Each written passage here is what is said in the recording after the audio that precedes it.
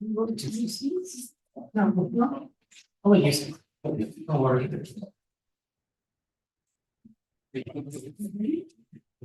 Okay, thank you very much for being with us.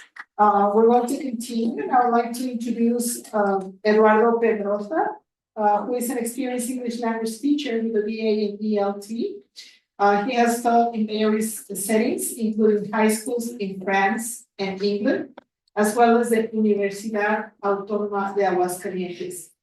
In 2019, he finished an online specialization in Spanish language teaching from UNAM. Since 2019, he has been an English language teacher at CIDE. Thank you. Thank you. Welcome, everybody. How are you? Are you tired? Yes. Yes? Okay. Oh. It's going to take just 50 minutes, so don't worry. I'm very happy to be here. I think these activities help us a lot to come outside of the classroom and try to do something different. So I hope you really enjoy it and take something from these talks, from these sessions. Okay. Did you have lunch? Yes, so ago, because we talked about diets and food, and then you are feeling a bit tired. So manage your emotions. Now let's focus a little bit on English, okay? Okay, so thank you. Feel free to participate, okay, whenever I ask you a couple of questions, and by the end, we're going to have a set of questions and answers, okay? So feel free to participate. Okay, as you can see, I'm going to talk about Lexis, which is vocabulary. So learning English through vocabulary or Lexis. We're going to see the difference just after a couple of slides. So what comes to your mind when you see vocabulary? Yeah, we have many ideas on vocabulary. It's an important component. And I can explain right now that Lexis is more than vocabulary. Okay, this is going to be my objective. What I want to do today is to give an overview on language and language learning, because there are many ideas around this topic which involve, like, you can learn English and be bilingual in 6 months. Yeah, is that true? Okay. People who study languages say, well, that's a little bit ambitious, right? So what's going on? Some people ask me why sometimes I can understand, but I can't speak. Okay, so what's going on there? And then you come to classes, and then you spend a couple of years, and then you feel frustrated because you don't understand what's going on behind learning, in this case, learning English. Okay, so my objective is to present an overview to separate a couple of ideas and components and elements surrounding language learning, language teaching. Okay, are you ready? Yes. Okay. Yes. Let us start with the first slide here. We have here 4 skills. Okay, which one is more important for you? Or which one have you heard that is more important? You know, these are the skills that we study in class every day, every week. Which one for you is more important? Speaking. Speaking? Speaking? Okay. Do you all agree? Yes. Yeah. Listening. Listening. So that's the primary objective, to be able to speak, right? Okay. I agree with you. This is what we all say all the time. However, in order to speak, we need to work a little bit on other areas, right? Like listening, we have to read, we have to practice. And what about writing? Sometimes we forget a lot about writing, right? Okay, so I generally see this question. Do you speak English? We never say, do you write in English? Or do you listen to in English? Typical question to know someone's level. If you go to a job interview, do you speak English? Okay. Why? Because unconsciously we think that by speaking, we communicate. Okay. And by speaking, it is involved listening. So listening and speaking. But the other two, writing and reading, are also important to be able to speak. Okay. So this is the first question. So do you speak English? People say yes or no. There are many myths around speaking. We get as teachers, we get a lot this example, this phrase. Yes, I understand, but I can speak. Is that true? Yes. Has it happened to you? Yes. Yes, okay. Yeah, that says that this is an excuse for people who don't really speak English or they think they know, but they don't know. Okay, what I'm trying to say here is that languages is not like one simple unit. There are many components, and we may feel very confident at some skills and not so confident at other skills. Okay, so it's like a rainbow, sorry, like a roller coaster. Okay, not emotionally, but ups and downs. And sometimes I feel very good or very confident at writing because I've been practicing academic writing like you are. Or at some moments in your life, you feel more confident about listening, okay, or speaking. So all the skills change and vary according to time. Okay, this is like exercise. What I told you guys the other day. If we exercise one arm, yes, it's gonna be like this, and the other one is gonna be like mine. Okay, so now we have other components like grammar, pronunciation, vocabulary, culture, and many more. Fluency. Okay, these are known as areas. Which one is the most popular? And this. Grammar? Yeah. Which one do teachers work in the classroom a lot? You're passionate about grammar. Yes. No. We have grammar exams. We have present perfect, simple past, verbs. Yeah. And the books have grammar boxes. So grammar is like, for some reason, maybe historically, we paid attention to grammar all the time. If you know grammar, then you know English. This is what some people believe, right? But we have pronunciation, we have vocabulary and culture, which is a very emerging component, very useful. Okay, so today I'm going to be talking, as the presentation name was, Lexis or vocabulary. Okay, because this is like the forgotten element, okay, in language teaching, which can help a lot to improve other areas like speaking or writing or listening. Sometimes we don't understand one bit of the sentence and we are lost. Yeah, you understand the whole. Hi, do you yesterday? And like, what happened in between? So if I knew the word, maybe I could understand the whole idea. And this is what happens when we are beginners.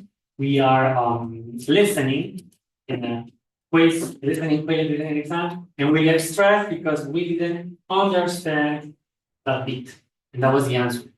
Okay, so today my objective is to show you how learning English in chunks, which are like blocks, okay, a couple of words, 2 or 3, or phrases and sentences, can be fun and effective.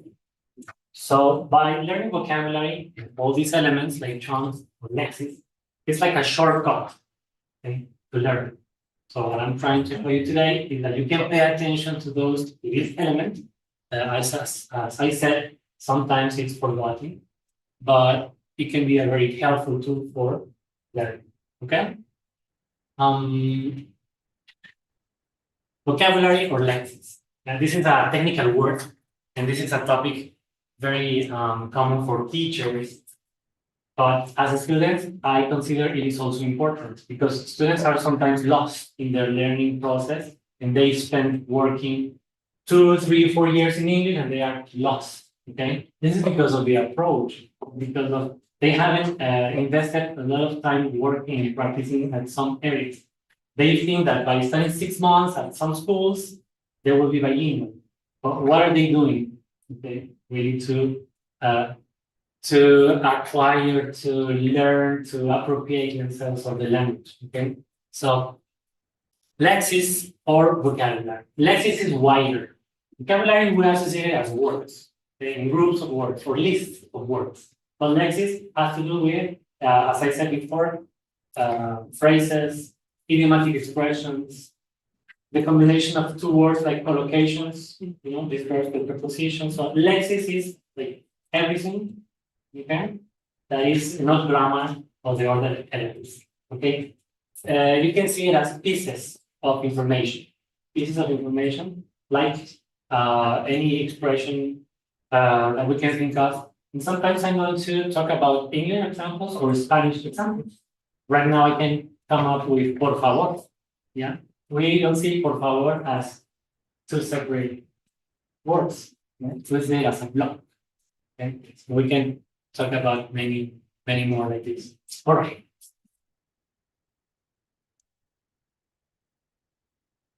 We have this lexical approach. Okay? I'm going to give you a little bit of history. This approach was proposed by Michael Lewis in 1993. How many years have passed? Oh my God, 30 something. More than 30 years. Well, it's not a new proposal. Okay, from the 90s, you were born. You were born at what? In 2000? Yeah. Well, don't say that. So this is really old then. Okay, so he proposed an approach to teach Lexis, not vocabulary, but Lexis. Okay, and what happened here? I'm going to go back a little bit. Before, to learn a language or to teach a language, everything is under an approach or a method. In the 50s, grammar, maybe that's why we think that grammar is important, but there was a grammar translation approach. Okay, they believe that by translating grammar, you learn a language, right? And that was the only valuable element: grammar and translation. What phrases can we translate at that moment? That was like, I like apples in Spanish. Me gustan las manzanas. I like chocolate. Me gusta chocolate. I like, so that was like a very boring approach. Okay. And then somebody said, hey, grammar is not the main element. Let's add listening. Yeah. And they started to create other approaches based on listening, grammar. So the evolution of language learning had to do with adding a lot of elements. Okay. And then in the 90s, the communicative approach was very trendy and very fashionable. Okay, because it focused on communication, not on teachers, but on students, that students communicate. Okay. And as I said, it was like a revolutionary method at the moment or approach. And then from that communicative approach, Lewis also added Lexis. So he said, okay, let's focus on communication, but let's add tips. Okay. And every 5 years or so, there is a new change. There's a new author with a proposal of language teaching. Okay. The reason that I listened was about action-oriented. Okay, that was one of the recent projects, and they focused on creating tasks or works that were useful for society. Okay, let's create a website. Okay, so the whole unit was or is based on creating a website because a website is real and people can really use it. Okay, so that's the recent approach that I heard of. Well, the thing is that at the moment, Michael Lewis came up with this. Okay, and he says, "Hey, forget about grammar. Let's focus on Lexis, vocabulary." And what do you think about the reaction of the academia, of other teachers? Were they happy? No. They say, we love grammar. We don't want to change. Okay. What do you mean by that? And then Lewis started to say, okay, let me convince you. Let me show you a couple of arguments. Okay. Lewis insisted that vocabulary was a Cinderella. It was like the poor cousin. Okay. And if you see this picture, it's like, okay, listening, grammar, speaking, and vocabulary. Oh. Okay. Get away. Yeah. Go away. You're not part of the group. Okay. So Louis said, let's take that as an example and let's give Lexis a little bit of importance. So what are we going to do? He said, in the first place, Lexis is superior to grammar. Okay. And people didn't like it. Like, what do you mean? That can be possible. We need grammar and we love grammar.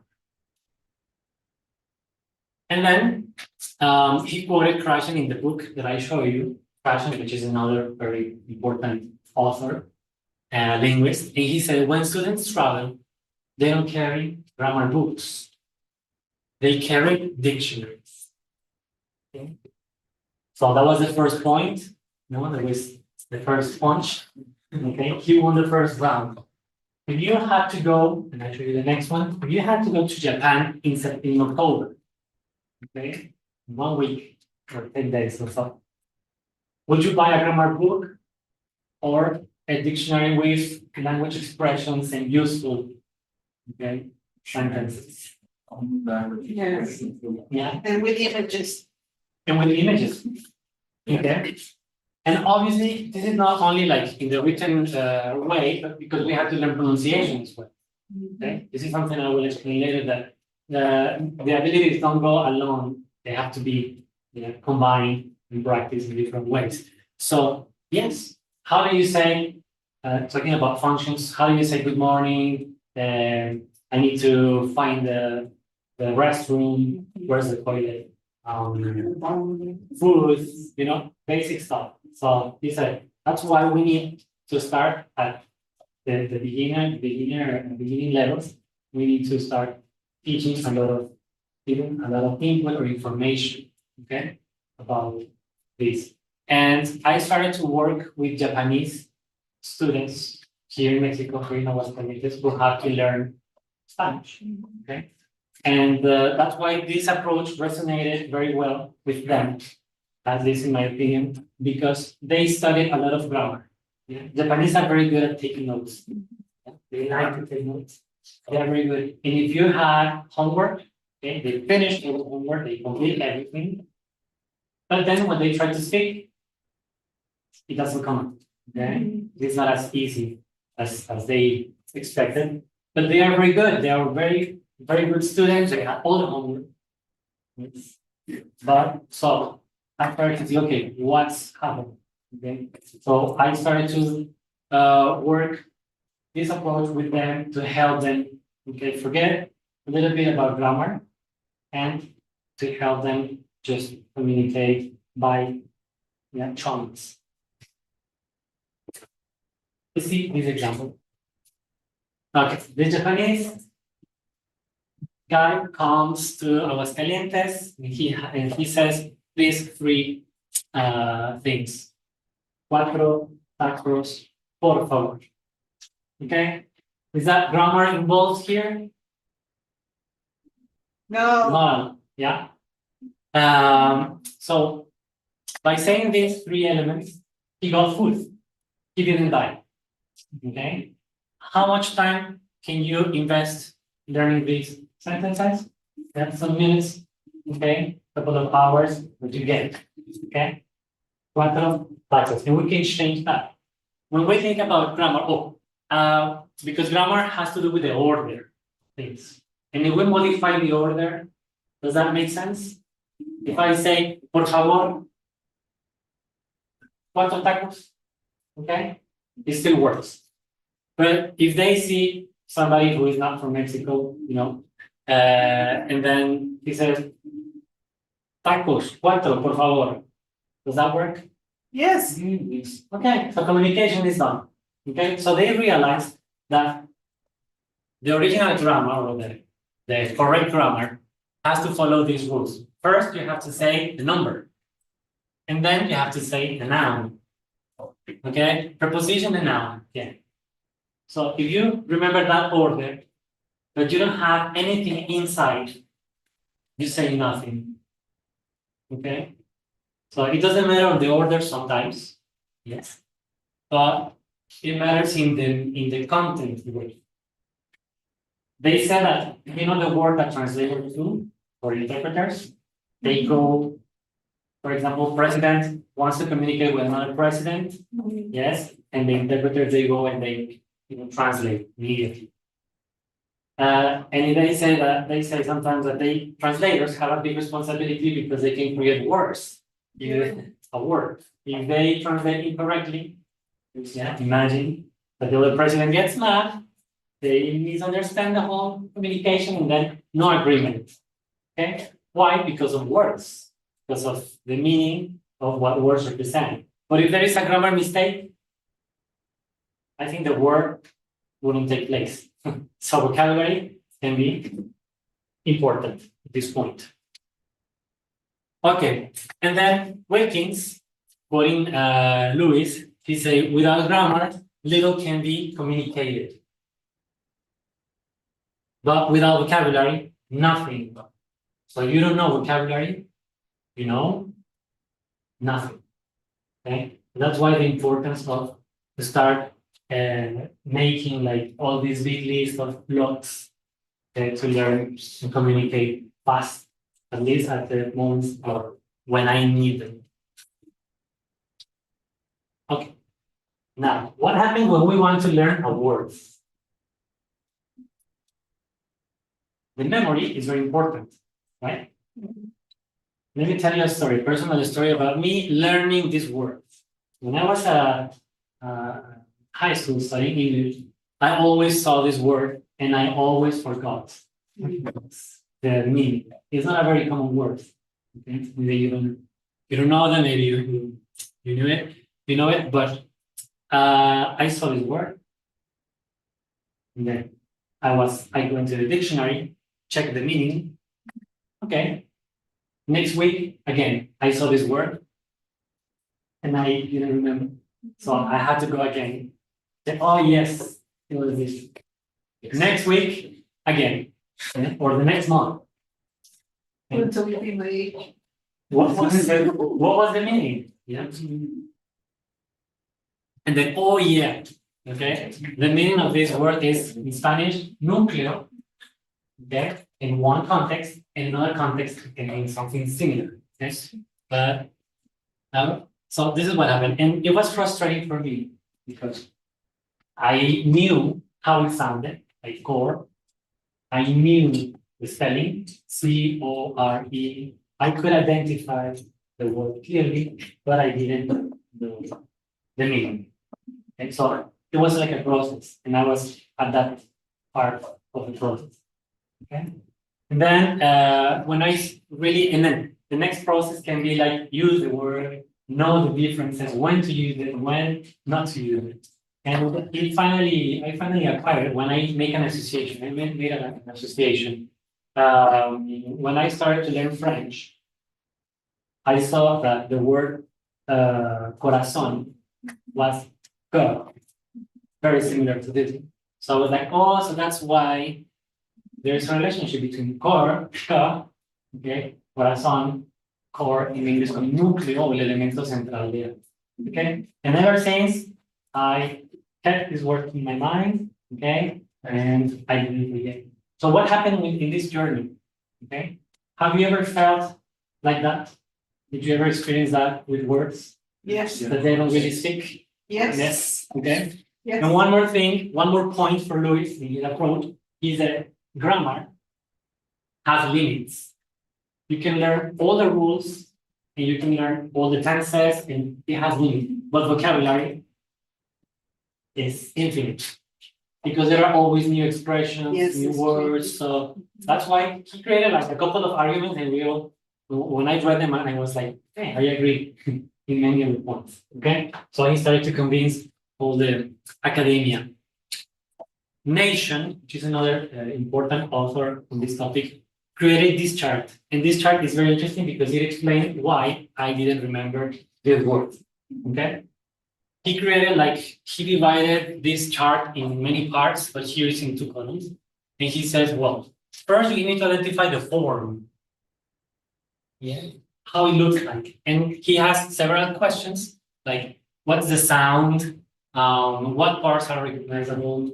And some of the elements visual, okay? Or from the phonetic side, how is the word pronounced? How is written and spelled? So talking about the word core, I was in this stage. I could recognize it, but I couldn't come up, to the meaning.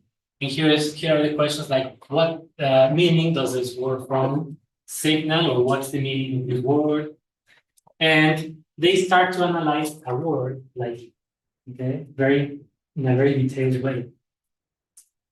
What is included in the concept? Are there other concepts? Because there are words that are polysemic, that they mean a lot of meanings. And then the next aspect is use. And this is the hardest phase to reach. Okay, the moment to use. Sometimes we keep the words in the receptive knowledge. Okay, I can understand almost everything what the teacher says, but then I have problems to produce because there are two different processes. Okay? And you have to do with the hemispheres as well. So, coming back to the first example of lo hablo, pero no lo entiendo. Te lo hablo, pero no lo Entiendo, Pero entiendo, pero no lo hablo. Thank you. It has to do with this. Okay, people can be at the receptive stage at some moments in this process. Okay, and the hardest moment to get, the hardest phase is the use, to finally use the word or the piece of information. Okay, and for teachers, this is very useful because we can get activities to practice. By answering one question, we can have an activity to practice vocabulary. Okay. Okay, let's move on. The classification, and then we do a couple of activities just to wrap up. Talking about Lexis, we can have a big list. I selected 3, which are this is the first one, word families. Yeah, word families. You have the example. These are similar families. Sometimes I can confuse them. Okay, when I was a beginner, yeah, and this is something I see with students. They are beginning with the language. Sometimes they are confused. Instead of saying happily, they see happiness or the other way around. Okay, and this is a word family. Because we can have a word family of many words. We have to pay attention to the root. Okay, and from there, other elements. Okay. If we recognize, and this is important because we recognize as a students that on, in this case, unhappy changes the meaning, we can apply it to all the words. This is how we can start building information and understanding more and more. Yeah, when I understand this element, li, okay, which is very common, okay, or nest, and many, yeah, word families. All right, do you have a sheet of paper? Yeah. Yeah? Yes. You want some? Yes. Yeah, so please complete the next. Yeah. Okay, the next word family 4. Uh-oh, The word I didn't know we're gonna have a test. right. Okay, what words can you create? What's the family of right? Let's take a minute and then we'll check.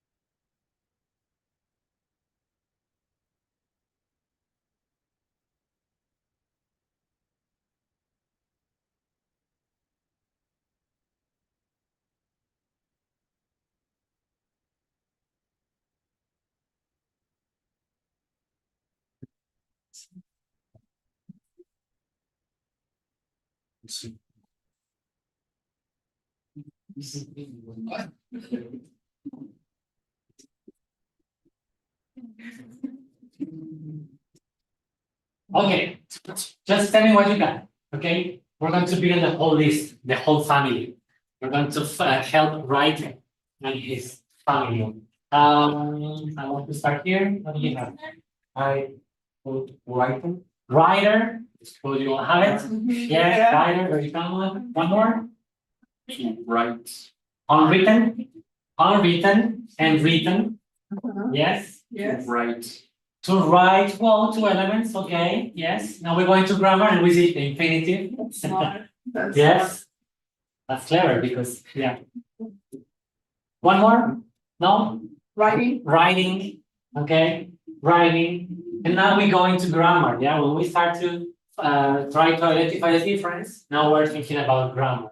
But this can be the family of the word write, okay? By doing exercises like this, we can acquire more vocabulary or Lexis, and because almost every word has a family, yeah. And if we know the whole members of this It's like your boyfriend or your girlfriend. You know all the members of his or her family. That's the same case right here. Okay, it's important to know the whole family, so you get a better picture, get the big picture. Okay, second, Jerry. Yes. About if I wrote, written and wrote, is that are those part of the family? Of course. Yeah.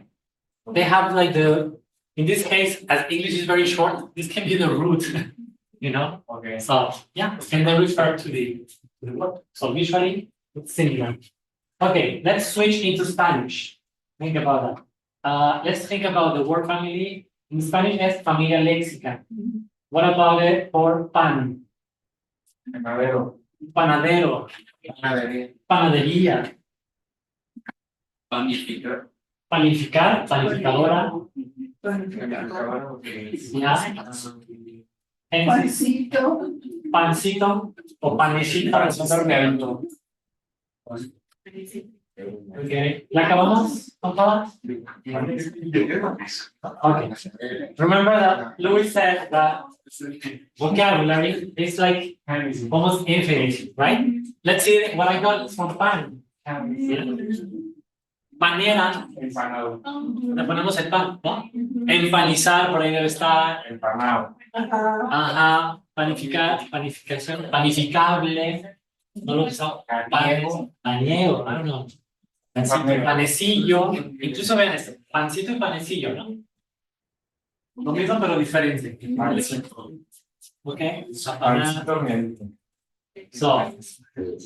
yeah, this has to do with building a lexicon. Okay, the bigger the lexicon corpus, the lexical corpus, it's going to be what we showed you, like a higher level, a better knowledge of the language. Okay, let's move on. Semantic fields. This is another characteristic of Lexis. They are similar because they refer to the same topic. Okay.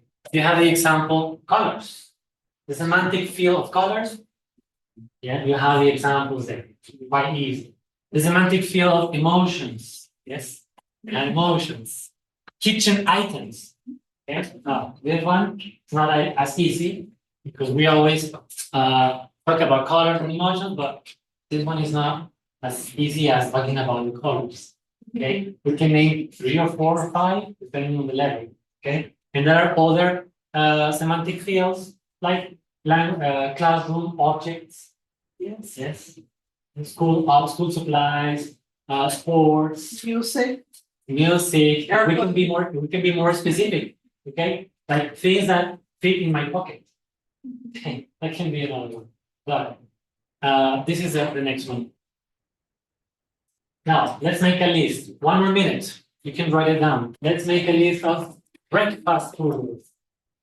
Remember the teacher's Martha's presentation. All the time, sandwich. Chilaquiles are allowed. Everything in your menu.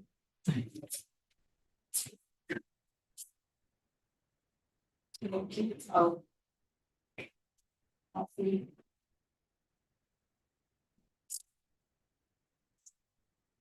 Sometimes I have salad for breakfast.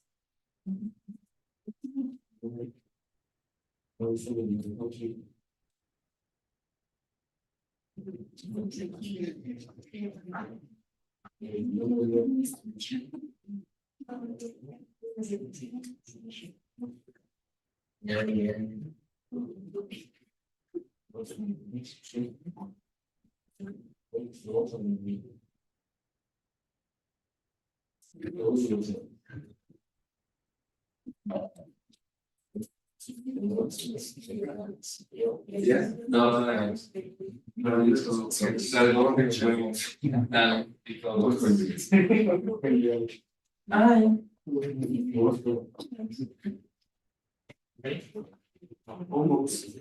Almost ready. Ya, ya está.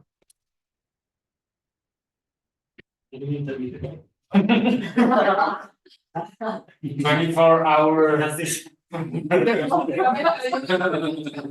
Aprendió algo de la presentación.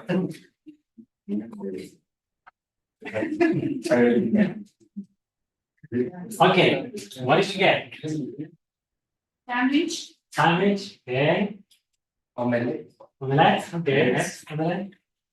Barbacoa tacos. Tacos. Pancakes, waffles. Okay. Menudo.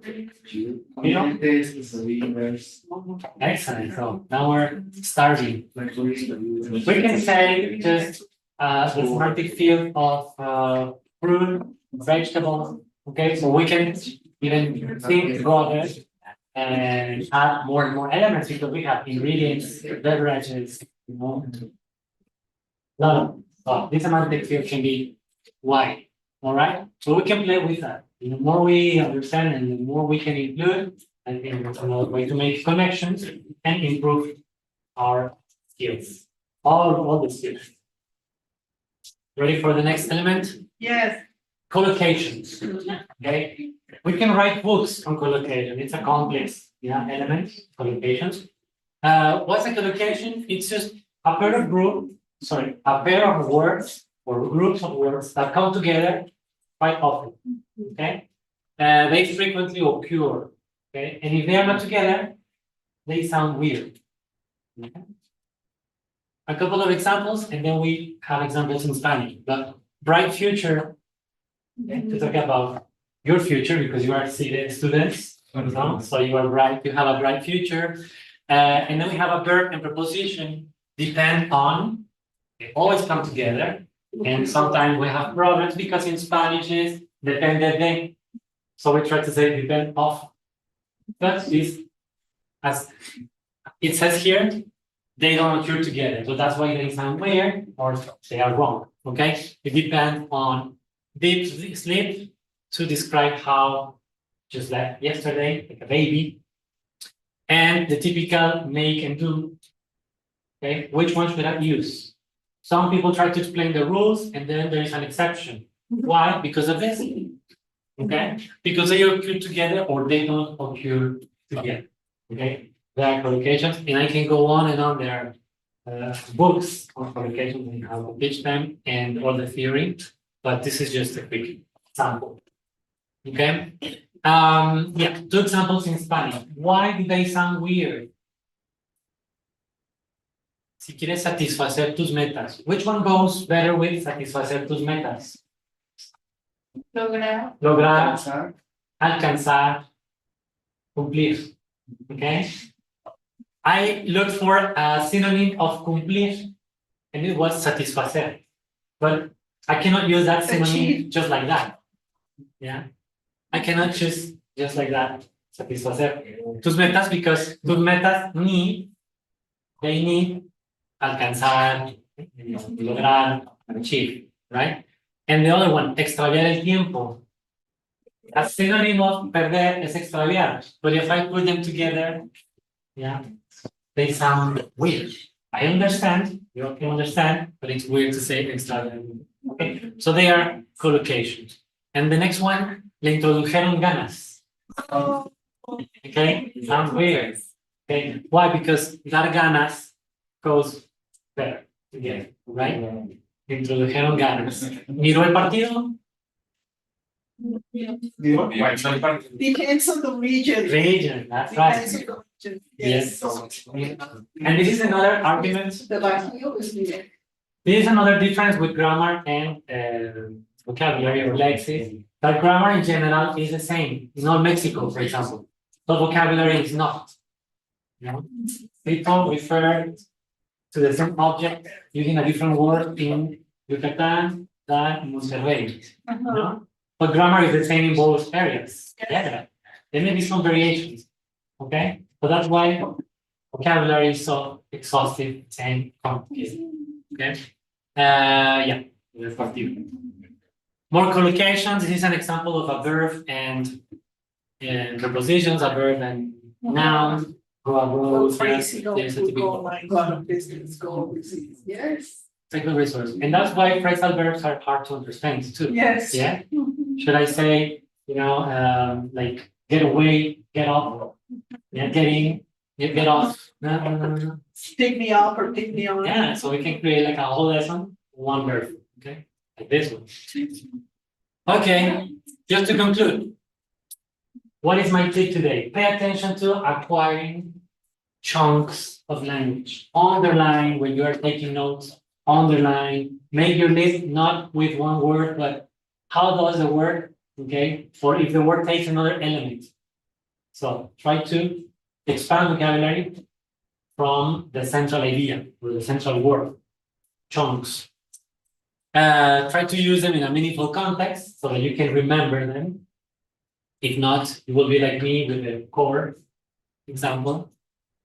And this is something that Michael Lewis with a lexical approach said. Try fluency over accuracy, which means speak and practice, okay? Be fluent, say whatever you want. It doesn't matter if you're not accurate, because accuracy can come later. You can correct at other levels, okay? Yes. So feel free to speak up, okay?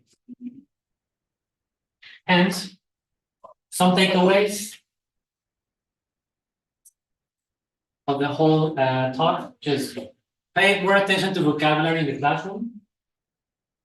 The lexical approach has limitations. It's not that vocabulary will give you everything. Try to check grammar as well, try to check pronunciation, try to work on the other areas, because it's like the contribution of this approach is one more element.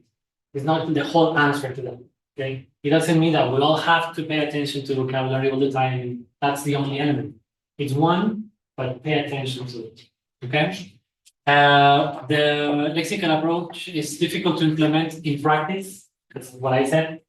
If you only focus on one element, then you can do the practice on the other. Okay. And also the students' long-term memory and practice. Because you can apparently learn something in one lesson, but then you may forget the next month. So that's always the key. Okay, and practice. As we always say, that's the key for learning.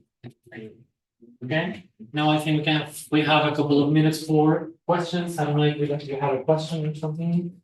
Would you like to share your experience? Have you ever felt that te lo entiendo pero no te lo hablo?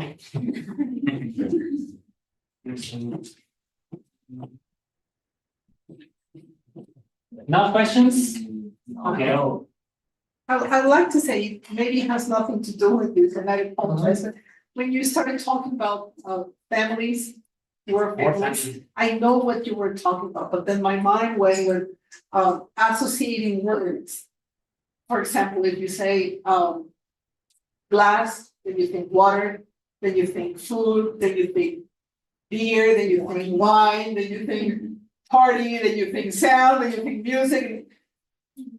It may also work, not necessarily it's a family, but it's related. Right, exactly, yes. Association. Yeah. And there are many strategies and techniques to improve this area. And that's now the challenge, right? To have them in the long-term memory because of the use. Yes. And the advantage with vocabulary, sometimes we focus, advantage and disadvantage. And we always focus on one area, yeah, and we learn so quick. But then we forget about other areas. Yeah. For example, doctors, they speak their jargon, they communicate in that area, but they cannot sometimes use other terms. Yes. It's the same for academic English. We focus on academic English, and we forget about informal English sometimes. That's why all the tips are welcome, right? When you study here with non-authentic materials, and then when you study with authentic materials like songs, movies, magazines, whatever. Netflix, huh, Roberto? Yeah. Yeah. Yes. Absolutely. Any more questions or comments? You all want to leave? Let's go. Thank you. Thank you so much.